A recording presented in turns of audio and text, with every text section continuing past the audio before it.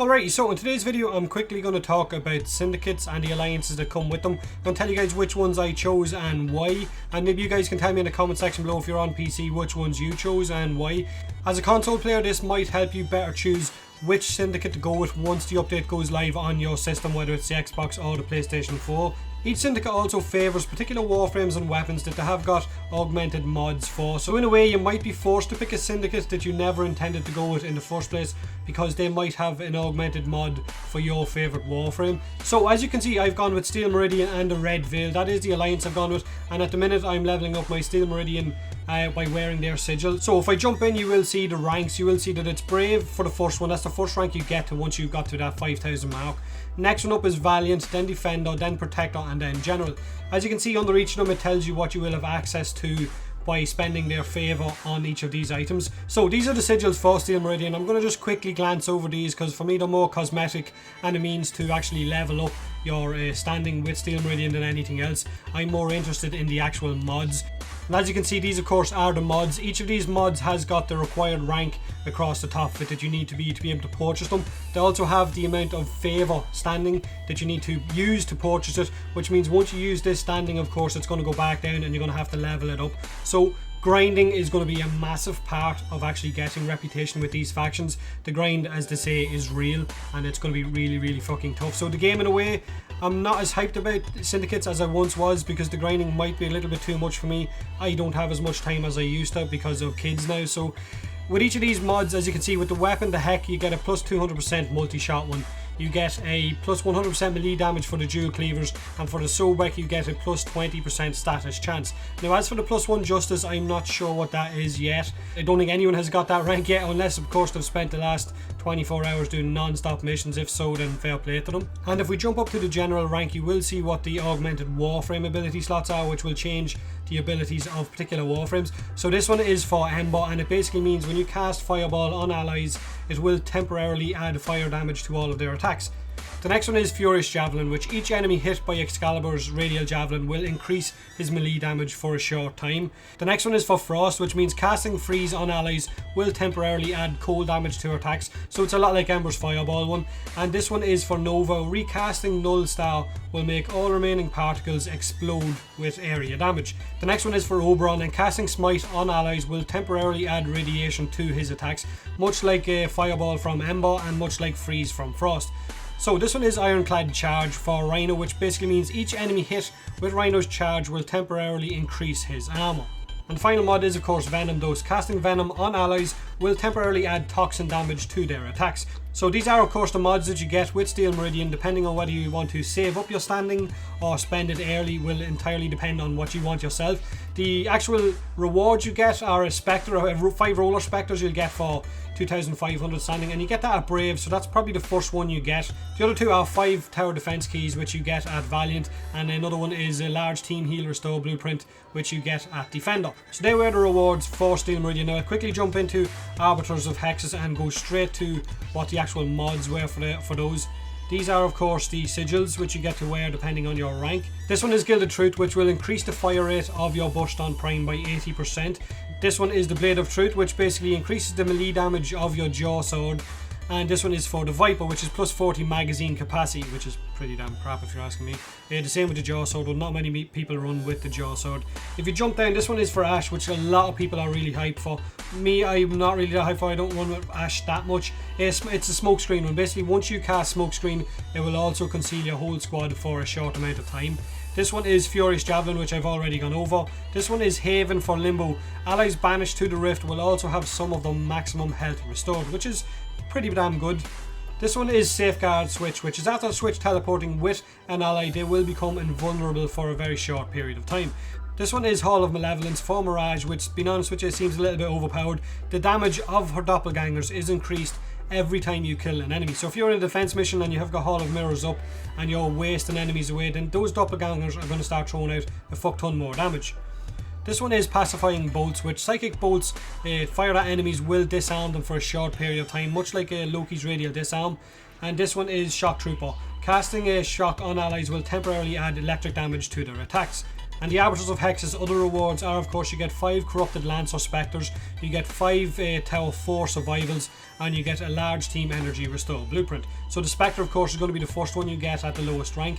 Now I'll quickly jump out of them and go into the other ones. Of course, this video is probably going to be longer than most of my others. I do apologise. So the Cephalon Suda, these are of course the rewards you get for each of those.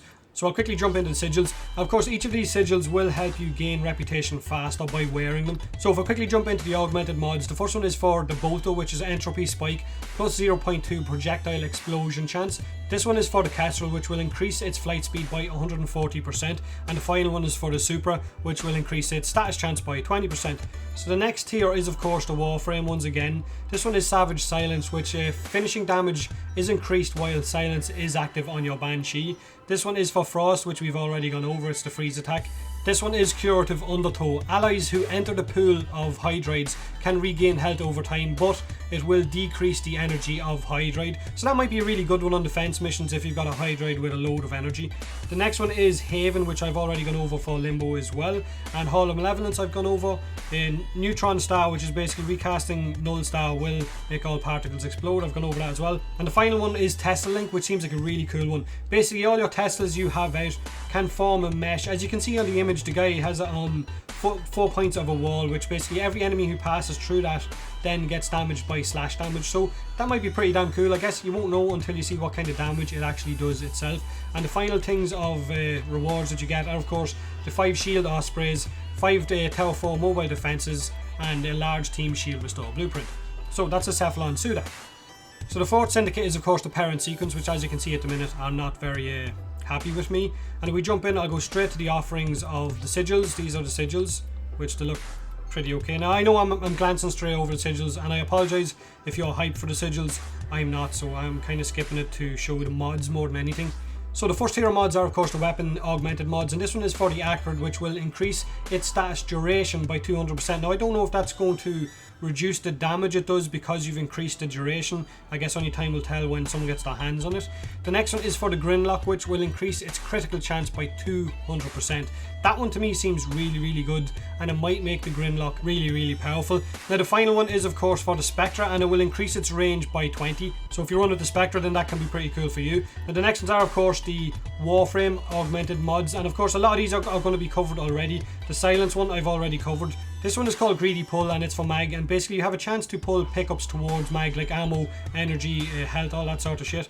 This one now seems really good. Soul Survivor for Necros. When you use Soul Punch on downed allies, it can automatically revive them with a small amount of health and shield, but it will come at a cost to some of Necros's health and shield as well. Now I've already covered Ironclad Charge for Rhino, and this one is called Pool of Life for Trinity. On death, enemies marked with Well of Life have a chance to drop health orbs or an energy orb, which seems decent enough. Now the next one is Prolonged Paralysis from Valkyr. Affected enemies by paralysis will be pulled towards Valkyr, and stun duration is increased a bit as well. So that might be really good if you're running melee only runs. You can pull enemies in towards you, kick the living crap out of them, and then bugger off. The final one is the Tesla Link, which I've covered as well. So I'll show you the final rewards as well, which are, well, the first reward is the 5 MOA Spectres. The next one is Tower 4 Capture Keys, 5 of them, and a large team energy restore blueprint. So that is the Perrin sequence covered. Next, and one that a lot of people want to go into, is of course the Red Veil. When we speak of the cleansing fire, we of the Red Veil must burn away this corruption to begin anew. So these are of course the sigils for the Red Veil, which in my opinion are some of the coolest ones in it. If you're into the actual cosmetic looks of the sigils, then these ones look pretty damn cool. If I jump into the mods, you will see that the first tier for the weapon augmented ones are for the Dark Dagger. It increases its status chance by 100%, and for the Embolist you will get a plus 200% magazine capacity, which could be pretty damn big for the Embolist because that thing just chews through ammo. The final one is for the Maya, which also adds plus 100% extra poison damage. Plus 100% might be huge. For the second tier of the augmented mods, which of course are for your Warframes, you will see that this one, the Smoke Shadow for Ash, which I've already covered.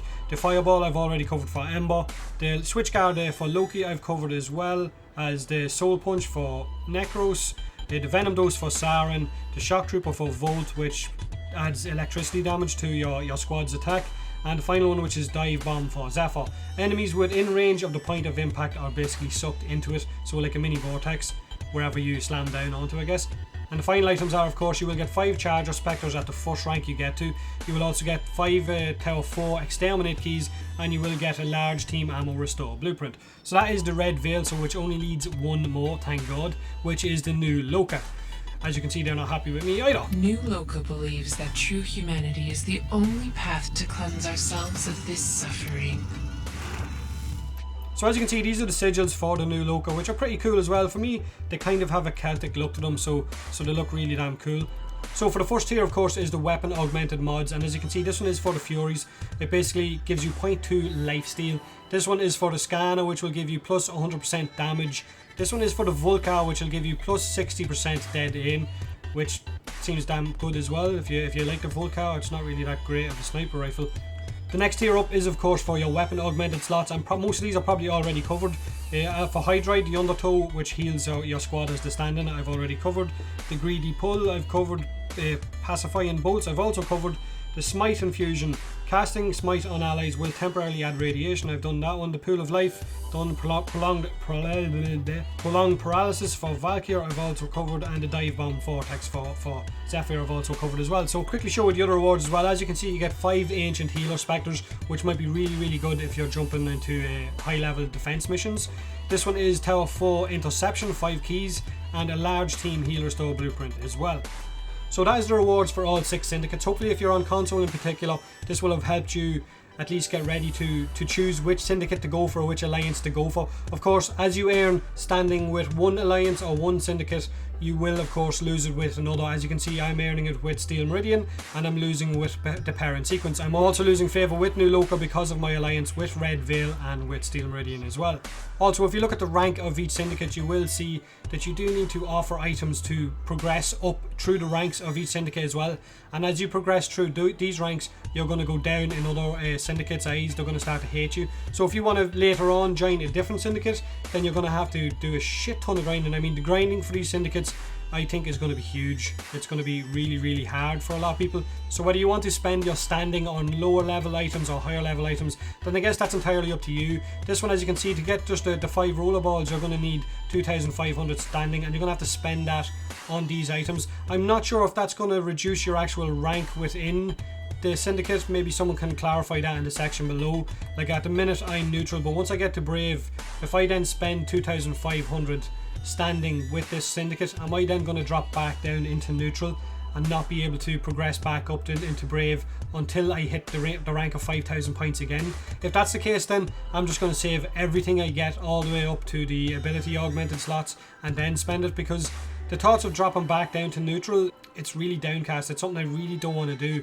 and it kind of depresses me a little bit to think that I'd have to grind through all of those ranks again. I don't see the point of it. Now, the experience you get for each syndicate seems to be based off a percentage of affinity that you earn in each mission. So if you're doing loads and loads of survival, like hour-long survivals or really high defense missions, then the more things you kill, the more affinity you get, the faster you will rank up with these syndicates. Also, there will be syndicate specific missions, so you will get quests from these syndicates to do missions for them, which I haven't come across yet, but hopefully the experience you get for them or the standing you get for them will be a lot more than what you're getting at missions, because at the minute it's going to be pretty damn hard to get the required rank that we need without spending a lot of time grinding. And the chances are I may have missed out on 1 or 2 things in this video, because there is just so much to cover with this update and I'm on top of my head at the minute trying to level shit. If I have, then by all means leave a comment in the section below saying which I've missed out on, so as it can get thumbed up and other players can see it. Hit that like button if you enjoyed the video, as of course it always helps me out, and as always, thanks very much for watching.